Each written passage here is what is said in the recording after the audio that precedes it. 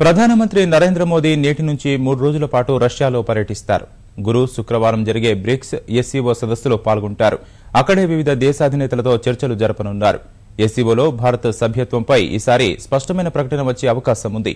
ఇప్పటి వరకు పరిశీలకే దేశంగానే భారత్ సదస్సులకు హాజరవుతూ వస్తోంది. ఇక ఆర్థిక సహకారంపై బ్రిక్స్ సమావేశంలో చర్చించనున్నారు.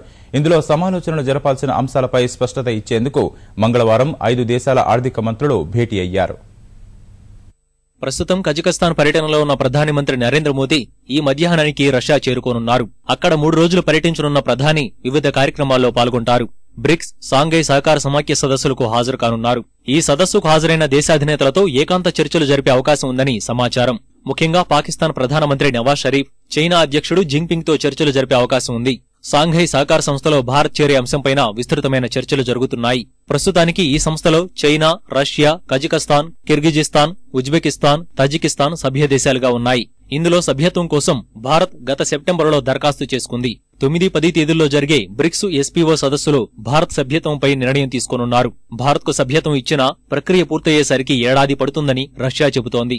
పాకిస్తాన్ కి సభ్యత్వం కల్పించి ఎస్సీఓ దేశాల సంఖ్యను 8కి పెంచనున్నారు. రష్యా చొరవతోనే 2005లో పరిశీలక దేశంగా చేరిన భారత్ నేటికీ అదే హోదాలో సదస్సులకు హాజరవుతోంది. ప్రస్తుతం అదే హోదాలో హాజరై సభ్య దేశాల మధ్య సమన్వయం పెంపొందించి ఉగ్రవాద నిర్మూలన, విద్యుత్ రంగంలో సహకారం, వ్యాపార వాణిజ్యాల పెంపు, మాదక ద్రవ్యాల అక్రమ రవాణా అరికట్టే అంశాలపై చర్చిస్తారు.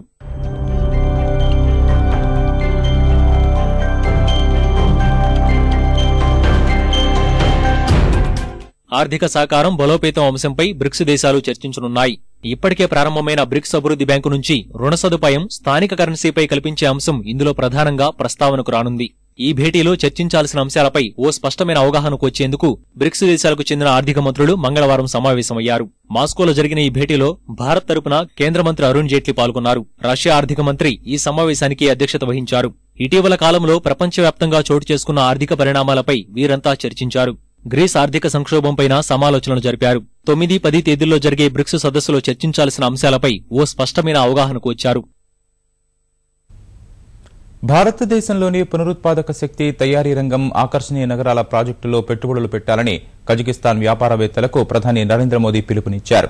వైద్య, మౌలిక వస్తువుల కల్పన, సైబర్ రక్షణ రంగాల్లో 2 దేశాలు కలిసి పనిచేస్తే అద్భుత విజయాలు సాధిస్తామనే విశ్వాసం వ్యక్తం చేశారు. మధ్యాసియా పర్యటనలో భాగంగా కజకస్తాన్ లో ఉన్న ప్రధానమంత్రి నరేంద్ర మోదీ అక్కడి సీఈఓలు, వ్యాపారవేత్తలతో సమావేశమయ్యారు. ఇంధన రంగం సహా పలు రూపాల్లో భారత్ నుంచి పెట్టుబడులు పెట్టేందుకు సంసిద్ధంగా ఉన్నట్టు ప్రధాని వెల్లడించారు. ఐటీ, అంతరిక్ష విజ్ఞానం వంటి విభాగాల్లో తమకు ఉన్న అనుభవాన్ని ఆసియా దేశాలతో పంచుకునేందుకు ముందుంటామని వెల్లడించారు. ఔషధాల తయారీ, వస్త్ర పరిశ్రమ, చమురు శుద్ధి, ఎరువుల పరిశ్రమల్లో పెట్టుబడులు పెట్టడంపై ఆసక్తి కనబరుస్తున్నట్టు పేర్కొన్నారు. అంతరిక్షం, సైబర్ భద్రత, ఆరోగ్యం, శుద్ధ ఇంధనం, మౌలిక సదుపాయాల రంగాల్లో భాగస్వాముల ద్వారా కజకస్తాన్, భారత్ కలిసి పనిచేస్తే 2 దేశాలు లబ్ధి పొందవచ్చని సూచించారు. प्राकृतिक संपदा का अपार भंडार बना हुआ है। देश विशाल है, जनसंख्या बहुत कम है, प्राकृतिक संपदाओं का अंबार है। ऐसा बहुत कम लोगों के नसीब में होता है जो आपके पास है।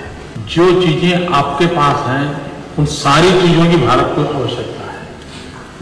एक प्रकार से we are made for each other जैसा है। आपके पास प्राकृतिक संपदा है, हमारी यहाँ आवश्यकता है।